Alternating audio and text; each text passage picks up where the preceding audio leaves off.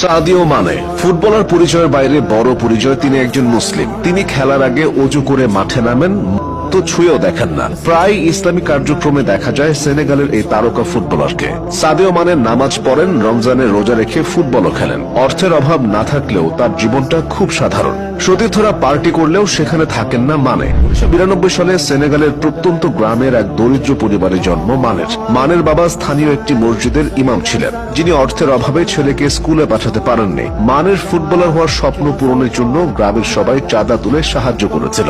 দরিদ্র গ্রাম থেকে উঠে এসে মানে এখন খেলছেন লিভারপুল ও বায়ার্ন মিউনিখের মতো বড় বড় ক্লাবে। সাপ্তাহিক আয় কয়েক কোটি টাকা। এখন সুদূর জার্মানির ঐতিহ্যবাহী ও সমৃদ্ধ এক ক্লাবের হয়ে খেললেও নিজ দেশ ও গ্রামের মানুষের কথা ভোলেননি মানে। উদীয়মান এই ফুটবলার নিজের গ্রামকে শহরে বদলে দিয়েছেন। নিজ গ্রামের স্কুল নির্মাণে দান করেছেন 2.5 লাখ ইউরো। নিজের টাকায় তৈরি করেছেন হাসপাতাল, স্কুল, পোস্ট অফিস ও পেট্রোল স্টেশন। সেনেগালের রাজধানী ঢাকার থেকে 400 কিলোমিটার দূরে অবস্থিত এই গ্রামে এর আগে কোনো হাসপাতাল ছিল না।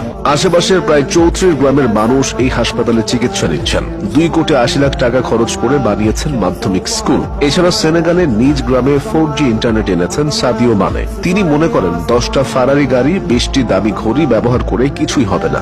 নিজে দামি গাড়ি চালানোর পরিবর্তে অগণিত শিক্ষার্থীর জন্য স্কুল বাসের ব্যবস্থা করে দিয়েছেন। দামি পোশাকে ওয়ার্ড্রব না সাজিয়ে অসংখ্য বস্ত্রহীন মানুষকে দিয়েছেন। নিজে দামি রেস্টুরেন্টে না খেয়ে হাজার হাজার ক্ষুধার্ত শিশুর খাবারের ব্যবস্থা করেছেন।